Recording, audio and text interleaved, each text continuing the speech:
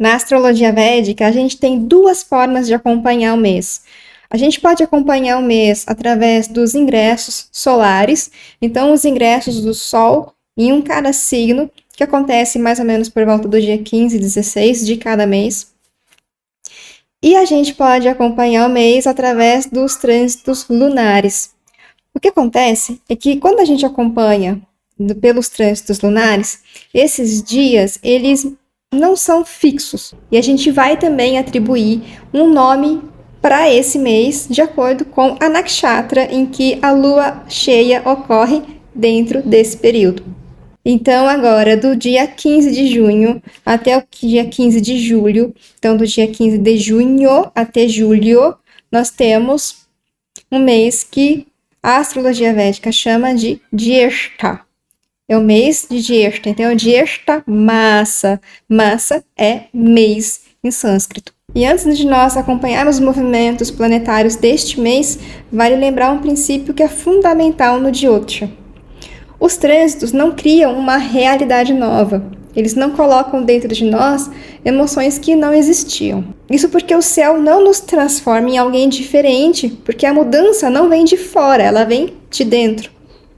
O que os trânsitos fazem é iluminar. Então, eles tornam determinados temas mais visíveis e algumas partes nossas ficam mais evidentes por um tempo. Você pode imaginar como se fosse uma sala e aí entra um raio de luz que ilumina uma parte daquela sala, com os móveis daquela sala, e os móveis já existiam, só que antes, quando a sala estava escura, a gente não conseguia enxergar exatamente quais móveis eram esses. Por isso, quando nós observamos os movimentos planetários, nós não estamos tentando prever acontecimentos que são inevitáveis. Nós estamos observando quais aspectos da experiência humana tendem a ganhar um maior destaque. Cada pessoa vai viver esses movimentos de acordo com a sua própria natureza, os seus condicionamentos, as suas escolhas e o seu momento de vida. E tudo isso, é claro, que está desenhado no mapa natal. Duas pessoas, por exemplo, podem atravessar exatamente o mesmo trânsito e ter experiências completamente diferentes. Porque o que emerge não depende somente do movimento do céu, mas depende muito de como cada pessoa responde ao que é revelado para ela, ao que a realidade mostra para ela. Ao longo desse vídeo, então, nós não vamos falar sobre o que vai acontecer. Nós vamos refletir sobre aquilo que tende a ganhar uma maior visibilidade durante Jyeshtha Masa, o mês de Jyeshtha. E esse mês começa, como eu disse, no dia 15/6 e vai até o dia 15/7. Então nós vamos estar refletindo sobre isso e sobre como nós podemos também fluir conscientemente com esse movimento do ciclo. Porque o propósito do Jyotisha não é gerar medo e nem expectativa e nem determinar o seu destino. É gerar clareza e abrir espaço para as mudanças que já estão acontecendo. Então vamos ao dia 15 de junho, onde o Sol entra em Gêmeos, Mithuna Rashi. Então Mithuna Sankranti, né, que é o nome que a astrologia védica dá para o ingresso do Sol em um novo signo. No mesmo dia do Amavasya, que é a lua nova, o Sol ingressa em Mithuna, que é Gêmeos, marcando então o início desse mês solar, tá? No Jyotisha, o Sol representa a consciência, a identidade, a vitalidade, a forma como nós expressamos o nosso propósito, os nossos talentos no mundo. Quando atravessa os domínios de Mithuna, quando o Sol faz esse movimento pelo signo de Gêmeos, a expressão solar tende a assumir uma qualidade mais móvel, no sentido de que é uma curiosidade mais destacada durante esse período. E também acaba mexendo bastante com o jeito como nós nos comunicamos. Isso não significa que todos vão se tornar mais sociáveis ou intelectuais ao mesmo tempo. Mas temas ligados à aprendizagem, né, à troca de informações, à comunicação e até à construção de conexões tendem a ganhar uma maior relevância na experiência coletiva. Então é como se a luz da consciência passasse a iluminar os diálogos e as descobertas que a gente acabará fazendo durante esse mês. Mituna é o signo associado a como se fossem pontes, a conexões. Então, pontes entre pessoas, pontes entre ideias, pontes entre diferentes formas de perceber a realidade. Por isso, esse trânsito favorece a nossa observação de como nós nos relacionamos com o conhecimento. Se nós estamos realmente aprendendo ou se estamos apenas acumulando e acumulando cada vez mais apenas informações. Se nós estamos construindo um entendimento novo, um entendimento real, ou se nós estamos apenas reforçando opiniões que nós já tínhamos. O Sol em Mituna nos convida a cultivar uma inteligência mais aberta e muito mais flexível. E não é inteligência que precisa ter todas as respostas na ponta da língua, mas aquela inteligência que permanece disponível para a gente poder fazer novas perguntas. Então, como é que a gente pode fluir melhor por esse período, que é favorável durante esse período? Esse período vai favorecer estudos, aprendizagem, escrita, ensino, compartilhamento de conhecimento, conversas que são enriquecedoras, ampliação das nossas perspectivas e, claro, contato com as pessoas de diferentes experiências, de diferentes visões, né? Senão a gente está só reforçando aquilo que a gente já tem. E aí, o menos indicado nesse período é a dispersão excessiva, porque com tantas informações, com tantos conhecimentos e com tanta curiosidade que vai estar mais destacada, que vai estar mais proeminente durante esse período, pode ser que a gente acabe ficando um pouco disperso, que a gente acabe ficando um pouco distraído.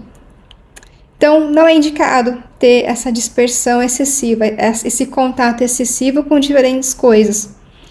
Também não é indicado o consumo compulsivo das informações, que é o que leva a gente à perda de foco. Falar mais do que ouvir também não é indicado, porque quando a gente fala mais, quando a gente está falando, é porque a gente está deixando de escutar. E também não é indicado mudar constantemente de direção sem ter um aprofundamento num determinado assunto. O Sol em Mituna nos leva a lembrar que a comunicação não serve apenas para a gente transmitir aquilo que sabemos, que ela também existe para nos transformar através daquilo que ainda não sabemos. E aí no dia 16/6, aqui no meu gráfico não tem, eu esqueci de colocar nesse calendário, mas ele deve estar aqui na timeline. Aqui, dia 16/6, Marte ele ingressa na nakshatra de Kritika. Quando Marte atravessa Kritika, temas ligados ao discernimento, à purificação e à capacidade de separar o essencial do que é só um acessório tende a ganhar um maior destaque. Então, são questões que já vinham pedindo por uma definição e que nesse período podem se tornar mais difíceis da gente ignorar. Não é porque Marte ele começa a criar problemas ou criar coisas que não existem, mas sim porque a natureza cortante de Kritika, até é de Marte também, mas Kritika é uma nakshatra que fala sobre um fogo purificador, que traz também a iluminação, também fala sobre um corte. Então, tem uma natureza cortante que ilumina aquilo que pede para que a gente refine durante esse período. E aí, como é que a gente pode fluir melhor por esse período? Primeiro, simplificando processos e compromissos que a gente tem. Depois, revisar hábitos que drenam a nossa energia.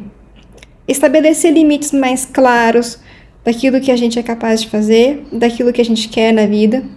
Fortalecer a nossa disciplina pessoal. E o que vai ser menos indicado nessa época é agir por uma irritação momentânea, romper relações de maneira muito impulsiva ou tomar decisões definitivas sem antes refletir sobre o que realmente nós estamos querendo, o que nós estamos sentindo. E também um outro ponto importante é que também não é indicado, inclusive tudo que não é indicado é tudo que a gente mais vai sentir. E o último ponto é transformar o discernimento em um dogma ou autoritarismo. Isso leva muito ao criticismo, quando a gente acha que está certo e que só a nossa ideia é que tem valor. Isso faz com que nós sejamos muito críticos, tanto com nós mesmos, como também com as outras pessoas. E aí, no dia 18, a gente tem a mudança de nakshatra de Júpiter, né? Aqui nessa barrinha de baixo, onde a gente tem Júpiter, nós temos a mudança de nakshatra de Júpiter, que ingressa em Pushya. Pushya Nakshatra. Então, 2 dias após a conjunção com Mercúrio em Punarvasu, Júpiter ingressa em Pushya, que é uma das nakshatras mais reverenciadas da tradição védica. O próprio nome, né, o nome Pushya, pode ser traduzido como um ato de nutrir, ou alimentar, ou fazer florescer, né, o que leva ao crescimento. Simboliza a fonte de sustento, a abundância e até a divindade regente, que é Brihaspati, o guru dos devas, acaba sendo uma personificação da sabedoria espiritual. Quando Júpiter atravessa Pushya, os temas relacionados ao crescimento interior e ao aprendizado, também a orientação, tendem a ganhar um maior destaque.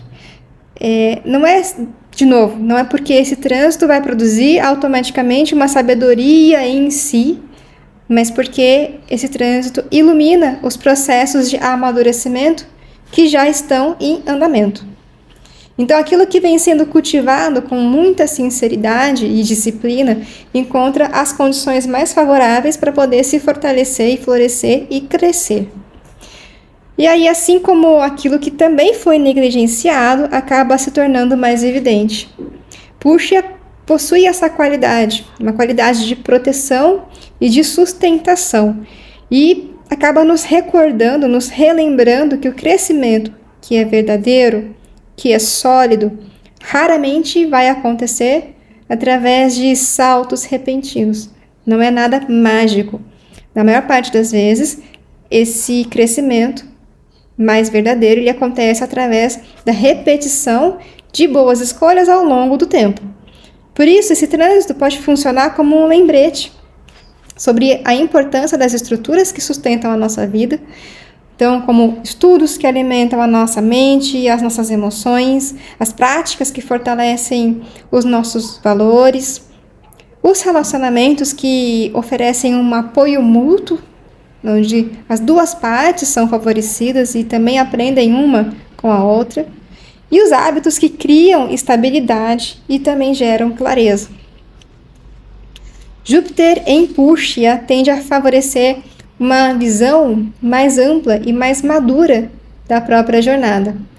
E não é necessariamente através de uma catarse ou através de grandes revelações. Muitas vezes através de uma compreensão que é gradual, de alguma coisa que a gente já sabia, mas que ainda não havia sido totalmente incorporado. Então, como é que nós podemos fluir nesse período? Esse período favorece aprofundar em práticas espirituais já estabelecidas, estudar textos sagrados ou filosóficos, ou de qualquer tipo de conhecimento que seja de autoconhecimento ou de espiritualidade. Buscar uma orientação dos nossos professores, dos nossos mentores, dos nossos mestres. Desenvolver paciência e consistência. E praticar a generosidade e serviço, que é de uma forma mais desinteressada. É o que nós chamamos de seva. E o que é menos indicado nesse período é que nós busquemos resultados imediatos, mágicos, rápidos, atalhos para processar coisas que exigem tempo, né? Então, não buscar atalhos. Acumular conhecimento sem colocar em prática, ou sem ter intenção de colocar em prática. É o conhecimento pelo conhecimento, né? Pelo acúmulo. Também não é indicado confundir crescimento espiritual com uma superioridade espiritual. O crescimento é algo que vem de dentro e muitas vezes não precisa ser exposto, ou muitas vezes ele não é visível também. Abandonar fundamentos sólidos em busca de novidades constantes. O que favorece muito é o ingresso do Sol lá em Gêmeos, como nós vimos, que acaba acordando muito da nossa curiosidade. Júpiter em Puxia vai lembrar que a verdadeira expansão não acontece apenas quando nós adquirimos alguma coisa nova ou quando nós fazemos mais coisas. Ela acontece quando nós nos tornamos capazes de nutrir e sustentar aquilo que já reconhecemos como verdadeiro, aquilo que já praticamos. Então, é como se fosse uma fase ou um período onde a gente vai consolidar e através da consolidação a gente vê que existe uma expansão. E aí, Marte ingressa em Touro. Então, vamos voltar lá para cima. Marte ingressa em Touro no dia 20 de junho, após atravessar a intensidade purificadora de Kritika. Marte ingressa então em Touro, trazendo uma mudança que é perceptível na forma como a energia tende a se manifestar. Marte vai representar a ação, a iniciativa, a coragem, a capacidade de mobilizar recursos para alcançar objetivos. E Touro, por sua vez, é um signo de terra, que é associado à estabilidade, aos valores, aos recursos materiais e à experiência mais sensorial da vida. Quando Marte encontra Touro, a urgência tende a diminuir, porque Touro leva muito mais à estabilidade. Não é bem que a ação vai desaparecer e a nossa iniciativa toda vai se perder, mas isso tudo assume um ritmo um pouco diferente. Porque em vez do impulso rápido, surge uma orientação à persistência, à obstinação, a pressa para iniciar algo novo que a gente tinha antes, principalmente na Nakshatra de Kritika, dá lugar à disposição para consolidar, para construir, é uma fase de sustentação. Isso tudo favorece a estabilidade. Esse trânsito, frequentemente, ilumina questões que são relacionadas àquilo que nós estamos tentando ou querendo edificar no longo prazo. Então, não são projetos curtos, são projetos, relacionamentos, né? Também hábitos, recursos financeiros, estruturas, materiais que podem ganhar uma maior importância até mesmo no nível coletivo, onde não é muito só para mim ou para o que eu quero, mas o que vai ser melhor para as outras pessoas também. Então, Marte não vai criar preocupações ou vai trazer uma estabilidade mágica, mas é que a sua energia passa a atuar no território que valoriza mais a permanência, que valoriza a consistência e os resultados que são mais tangíveis. Então, Touro nos lembra que algumas realizações não dependem da velocidade e dependem, sim, da continuidade.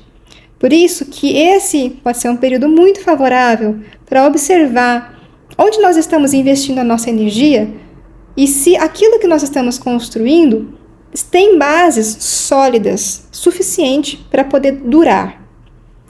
Ao mesmo tempo, a mesma firmeza que favorece a construção também pode se transformar numa resistência à mudança. E aí que mora o perigo, né? E aí que nós nos tornamos inflexíveis com a vida. E fica muito mais difícil mudar o que é necessário.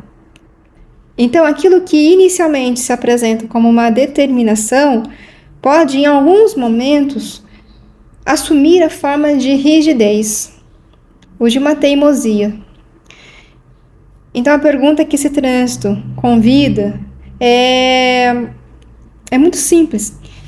A pergunta é se eu estou sendo perseverante, se eu estou sendo uma pessoa que está sendo resiliente, ou se eu estou apenas resistindo às mudanças da vida. Como fluir, então, por esse período que parece ser um pouco contrastante? Esse período vai favorecer projetos de longo prazo, uma organização financeira, construção gradual de recursos e atividades manuais e criativas também. Favorece o fortalecimento do corpo através de práticas que são mais consistentes, isso aqui tem tudo a ver com Marte em Touro, práticas físicas. Transformar ideias em resultados concretos.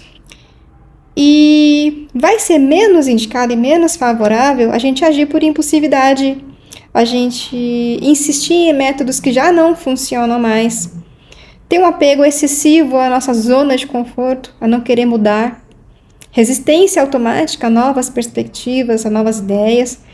E também não é indicado a gente transformar a nossa persistência em teimosia.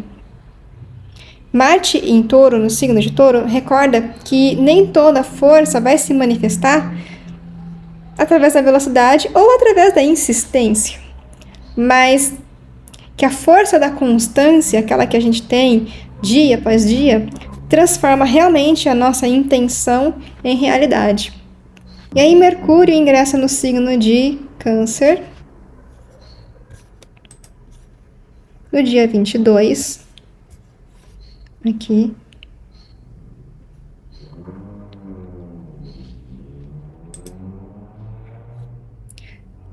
Que é o mesmo dia que o Sol ingressa em Ardra, Mercúrio vai ingressar em Câncer, trazendo uma mudança que é aí muito importante na forma como a mente tende a processar a experiência. Por quê? Mercúrio vai representar o pensamento, a comunicação, o aprendizado, a capacidade de organizar as nossas informações. E em signos de ar, a sua expressão costuma ficar mais analítica e objetiva. E em Câncer, que é um signo de água, regido pela Lua, a mente se aproxima muito mais do universo das emoções, que são as memórias, ou até mesmo os vínculos afetivos. E aí isso não significa que a razão, o raciocínio lógico, ele vai desaparecer por completo, e sim que esse raciocínio passa a dialogar mais intensamente com o que nós sentimos.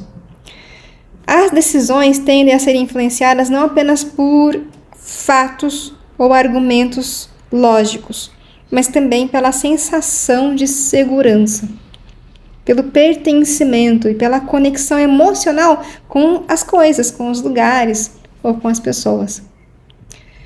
Traz questões ligadas à família, às origens, à infância e às experiências do passado, que todas elas podem ganhar uma maior presença na consciência durante esse período. Conversas antigas que podem retornar à memória, novas ressignificações, sentimentos que estavam em segundo plano podem pedir um espaço para serem melhor compreendidos. Mercúrio em Câncer nos lembra que a mente não é feita apenas de lógica, ela também é feita de lembranças, afetos e narrativas que ajudam a construir a nossa identidade. Por isso, esse trânsito favorece uma comunicação mais empática e acolhedora, especialmente quando existe disposição para ouvir o que está por trás das palavras. Então, a pergunta que esse trânsito sugere para nós é: o que as minhas emoções estão tentando me ensinar que a minha mente ainda não compreendeu completamente? E como nós podemos fluir por esse período? O que favorece para que nós façamos durante esse período? Favorece os diálogos, todos, mas principalmente os diálogos familiares mais importantes. A escrita autobiográfica, temas mais reflexivos nessa escrita. É uma investigação da sua história pessoal, práticas de autoconhecimento, é claro, comunicação empática e sensível, então uma comunicação não violenta, e a escuta profunda das próprias emoções. E é claro que o que é menos indicado é tomar decisões apenas com base em estados emocionais, que tendem a ser mais passageiros. Não é indicado interpretar sentimentos como fatos absolutos, sem saber o que tem além das aparências. Ou permanecer preso a mágoas antigas, cultivando ressentimentos, por exemplo. Reagir impulsivamente a memórias ou a lembranças dolorosas. Isso faz com que a gente tenha um reforço dos nossos condicionamentos. E também não é indicado evitar conversas que são necessárias só por medo ou por desconforto emocional. Mercúrio em Câncer convida a unir a inteligência com a sensibilidade. Não é para substituir a razão pela emoção, mas é para permitir que ambas trabalhem juntas na construção de uma compreensão muito mais humana e mais profunda, e também mais verdadeira da nossa experiência. E aí no dia 29, a gente tem Purnima. Purnima em Mula Nakshatra, dia 29. A lua cheia em Mula costuma iluminar aquilo que sustenta a experiência. Ativa questões relacionadas a propósito, a crenças, a valores e motivações que são mais profundas, que podem se tornar mais evidentes durante esse período desse dia lunar, que é a lua cheia, que é Purnima. Mula Nakshatra não é... Primeiro, Mula Nakshatra fala sobre raízes. E Mula Nakshatra não cria raízes novas. Mula vai revelar as raízes que nós já temos. Então é aquilo que está sólido, começa a mostrar a sua força. Aquilo que está fragilizado mostra onde a gente precisa dar mais atenção. Mula Nakshatra tem ligação com rupturas, mas essa lua cheia não precisa ser vista como um período de rupturas inevitáveis. Ela pode ser compreendida como uma oportunidade de enxergar mais profundamente sobre um assunto que também é um tema sobre raízes, sobre aquilo que é mais profundo, aquilo que vai mais fundo. A pergunta não é necessariamente o que precisa ser abandonado, que geralmente é considerado o objetivo dessa nakshatra, como algo que precisa ser rompido ou deixado para trás. Mas a pergunta é muito simples. Onde estão as minhas raízes mais profundas? Né? E essas raízes mais profundas que eu tenho, se elas me prendem a algum lugar, se elas me prendem a algo, se eu tenho apego a isso, por exemplo, ou se elas só me nutrem e me dão suporte para crescer. Se essas raízes me puxam para baixo, ou se essas raízes são um suporte para que eu cresça e floresça. E aí, como que nós podemos fluir, então, por essa lua cheia? Primeiro, favorece a contemplação e a autoinvestigação, principalmente nessa nakshatra. O estudo sobre si, a revisão de crenças antigas que você tem, coisas antigas que você acredita. Práticas que ajudam a distinguir o que é a essência e o que é a aparência.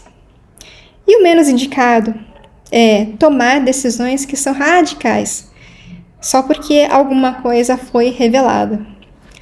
Essa nakshatra tem ligação com coisas escondidas que acabam vindo à tona. Então, só porque você descobriu alguma coisa, não quer dizer que você deva tomar uma ação durante esse período.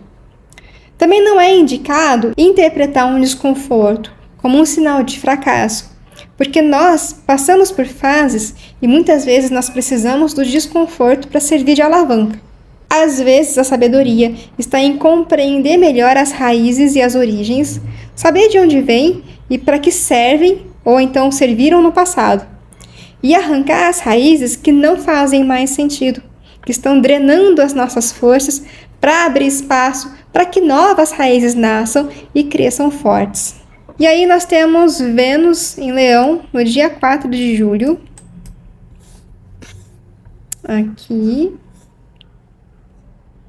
Após atravessar as águas mais profundas de Ashlesha Nakshatra, Vênus ingressa em Leão. Isso traz uma mudança perceptível na forma como nós tratamos os nossos afetos, os nossos relacionamentos. Os valores tendem a se expressar de uma forma muito diferente. Vênus representa o amor, a beleza, a apreciação estética, os prazeres da vida e a capacidade de criar uma harmonia. Leão, por sua vez, é um signo associado à criatividade, à expressão pessoal, à generosidade e à manifestação do brilho interior. Quando Vênus atravessa esse território, os relacionamentos tendem a buscar uma maior autenticidade, tendem a demandar mais presença, foco nas necessidades do outro e também nas nossas próprias. Então há uma inclinação natural para expressar os sentimentos de uma forma mais aberta, mais calorosa e deixar tudo muito mais claro para que não haja enganos. Esse trânsito ilumina a necessidade humana de compartilhar o nosso afeto, de compartilhar ou de receber reconhecimento e apreciação. O signo de Leão possui uma qualidade solar. Seu regente é o Sol. E ele deseja expressar aquilo que existe no coração. Por isso, esse período favorece demonstrações mais sinceras de carinho, gestos de generosidade e atividades ligadas à arte, à criatividade e também à celebração da vida. Ao mesmo tempo, Leão nos convida a refletir sobre a diferença entre expressão genuína e a necessidade de validação. Existe uma forma saudável de desejar ser visto e existe uma forma em que a busca por reconhecimento passa a ocupar o lugar da autenticidade. E assim, nesse caminho, a gente se perde da essência. Nós nos perdemos de quem nós somos de verdade. Então, Vênus em Leão nos lembra que o afeto floresce melhor quando não vem da necessidade de constante aprovação. A pergunta que esse trânsito sugere para a gente é se eu estou expressando aquilo que eu sinto ou se eu estou só buscando que os outros validem o meu valor. E como nós podemos fluir por esse período? Esse período favorece expressar os sentimentos com clareza, com sinceridade, atividades artísticas, criativas, celebrações e encontros que tragam momentos de convivência, reconhecer e valorizar as qualidades das pessoas ao nosso redor e cultivar generosidade e gratidão. E não é muito indicado criar dramas, dramatizar muito conflitos, os nossos conflitos sentimentais e afetivos, ou buscar uma atenção a qualquer custo. Não é indicado confundir amor com admiração constante, é um cuidado que nós temos que ter. Agir por orgulho ferido, transformar relacionamentos em disputas por uma espécie de reconhecimento. Porque Vênus em Leão recorda que o coração possui uma natureza que é radiante. E quando essa luz é compartilhada com generosidade, ela aquece.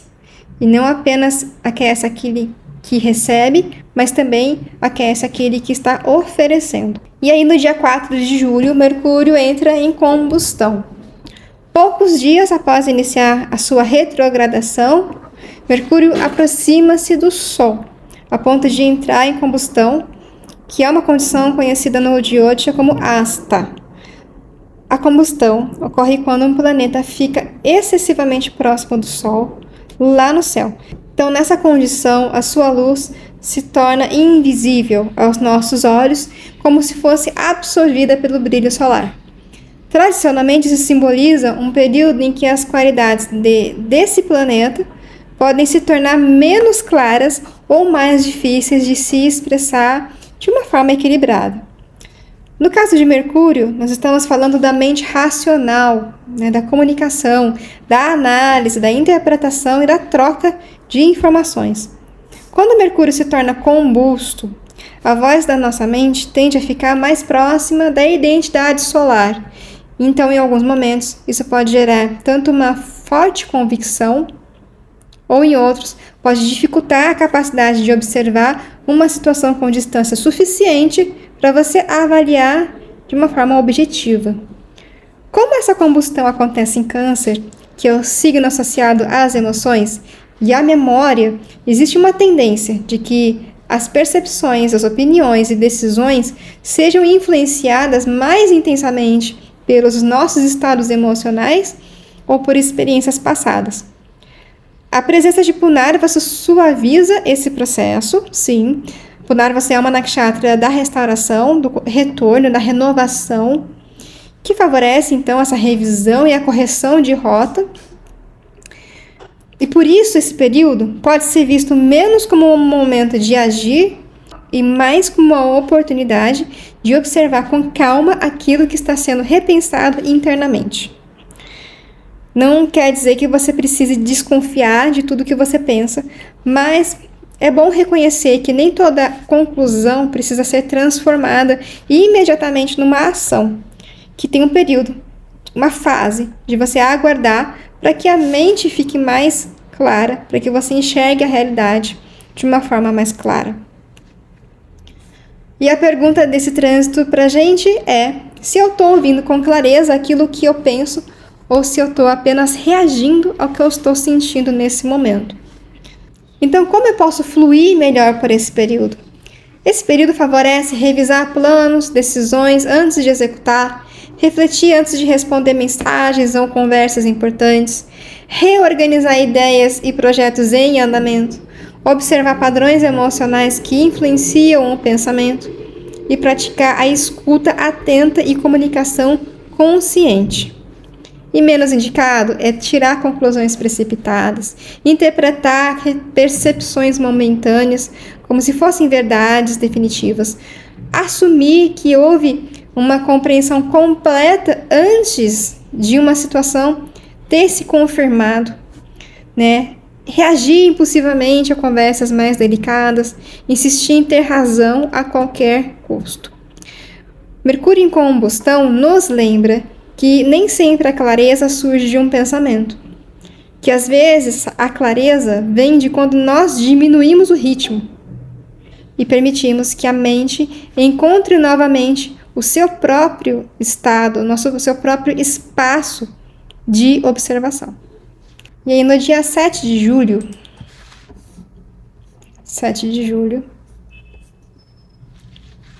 aqui, após o período de revisão promovido pela retrogradação em Câncer, Mercúrio retorna a Gêmeos, que é o seu próprio signo. Então isso fortalece qualidades que são naturais para ele.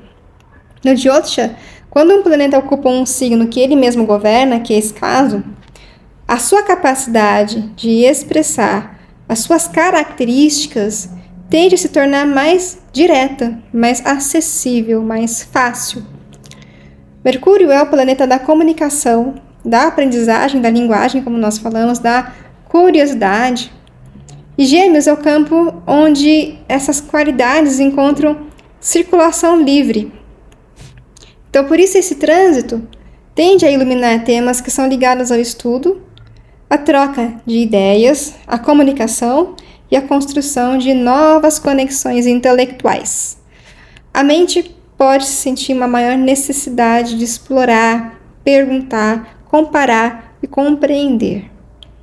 Os assuntos que pareciam mais confusos durante períodos anteriores, eles podem começar a se organizar de uma maneira mais clara. Conversas mais importantes tendem a fluir, as ideias dispersas podem encontrar uma estrutura mais coerente agora, mas é importante lembrar que a clareza não significa necessariamente profundidade. Gêmeos possuem uma natureza que é móvel e curiosa. O seu talento está em abrir portas e fazer novas conexões. O desafio, então, aqui aparece quando a quantidade de informações supera a capacidade de assimilação. Por isso, esse trânsito não convida apenas a aprender mais ou a fazer mais. Ele convida a aprender melhor e a escolher o que nós vamos aprender. E a pergunta que Mercúrio em Gêmeos nos oferece é se eu estou apenas acumulando informações ou se eu estou realmente compreendendo aquilo que eu estou aprendendo. E para fluir nesse período, favorece estudos, cursos, pesquisas escritas, ensino, comunicação, troca de conhecimentos, networking, leitura, produção de conteúdo, planejamento e organização de ideias, desenvolvimento de novas habilidades intelectuais. Sendo menos indicado, muito menos indicado, e às vezes acontece muito, na verdade, é a dispersão mental. Pelo excesso de estímulos e de informações, a gente às vezes pode falar mais do que escutar, e podemos também assumir conclusões precipitadamente. Outro ponto também é iniciar projetos, simultaneamente vários projetos, sem ter um aprofundamento primeiro. Porque Mercúrio, no signo de Gêmeos, nos lembra que a inteligência vai florescer quando existe curiosidade, mas a sabedoria surge quando essa curiosidade tem uma direção e tem um propósito. E aí no dia 14 de julho a gente tem a Amavasya. A Amavasya é a lua nova no signo de Gêmeos, na Nakshatra de Punarvasu. Jyeshtamasa, que é o mês de Jyeshta, chega então ao encerramento com essa lua nova. Na Amavasya, Sol e Lua ocupam o mesmo ponto no zodíaco. A luz lunar desaparece do céu noturno, em um novo ciclo, e se prepara para começar, para recomeçar. No Jyotisha, a Lua representa a mente, as emoções, as memórias e a experiência subjetiva da vida. O Sol representa a consciência, a identidade e a direção da vontade. Quando ambos se unem, Lua e Sol, a Lua nova, ocorrendo nesse momento simbólico de reintegração, aquilo que nós sentimos e aquilo que nós buscamos expressar no mundo encontra um ponto de encontro. Por isso, a Amavasya é tradicionalmente considerada um período de recolhimento, de introspecção e também de renovação. Então, é um momento para escutar, é um momento para observar aquilo que foi aprendido ao longo do ciclo que está se encerrando nesse dia. Para reconhecer o que você amadureceu, para permitir que novas intenções apareçam naturalmente. A presença de Gêmeos traz uma qualidade de reflexão sobre ideias, aprendizados e formas de comunicação. Então, questões relacionadas ao conhecimento, às trocas humanas e à maneira como nós interpretamos a realidade podem ganhar um destaque muito maior nesse encerramento de ciclo. Mas é Punarvasu que oferece o tom mais profundo dessa lua nova, porque Punarvasu significa o retorno da luz, ou seja, o retorno do que é benéfico, do aquilo que precisa ser revisado, daquilo que precisa ser refeito. Então fala sobre uma renovação, sobre recuperação, sobre a capacidade da vida de recomeçar após períodos de aprendizado, ou desafios, ou transformações. Então existe uma bela simetria nesse mês. Jyeshta começou sob a energia da busca de Mrigashira e termina sobre a energia de retorno de Punarvasu. É uma jornada que não termina exatamente onde começou, nada é assim, mas retorna com mais experiência, com mais consciência e uma compreensão que é mais profunda de tudo aquilo que foi vivido. A pergunta que essa lua nova nos oferece é: o que eu desejo levar comigo para o próximo ciclo e o que pode finalmente ser deixado para trás? E para fluir nesse período, favorece então a introspecção e o silêncio, a revisão das experiências desse mês, meditação, práticas contemplativas, uma formulação mais consciente das novas intenções que a gente vai ter para plantar para o próximo mês, que está começando no dia seguinte, o mês védico. Um estudo espiritual, uma reflexão pessoal e descanso e renovação das energias. E não é indicado, é claro, agir por impulso. Exigir respostas imediatas para questões que ainda precisam de tempo. Iniciar múltiplos compromissos sem ter uma clareza ou um objetivo. E ignorar a necessidade de descanso e de assimilação, que basicamente foi sobre isso tudo que esse mês foi tratado, foi experienciado. A Amavasya em Punarvasu nos recorda que todo ciclo contém um momento de retorno ao silêncio. Então esse foi o nosso mês lunar, agora o nosso mês de Jyeshta. E nós voltaremos a nos falar sobre o próximo mês, que começará no dia 16 de julho. Mas antes, deixa eu só mostrar para vocês sobre a retrogradação de Mercúrio. Começa no dia 29/6 e acaba no dia 29/3. E a combustão acontece durante esse período de retrogradação. Então, no dia 5/7 até o 21/7, Mercúrio se encontra combusto no céu. Esse trânsito é bem importante e eu acredito que talvez seja um dos trânsitos mais desafiadores que a gente tenha nesse mês. Mas que, é claro, sempre com uma grande oportunidade de refinar e de melhorar várias questões que nós temos para poder observar. Então é isso. Nós nos vemos no próximo mês. E durante esse mês, agora até dia 15 de julho, eu ainda vou voltar aqui para falar sobre alguns trânsitos em especial. Até mais!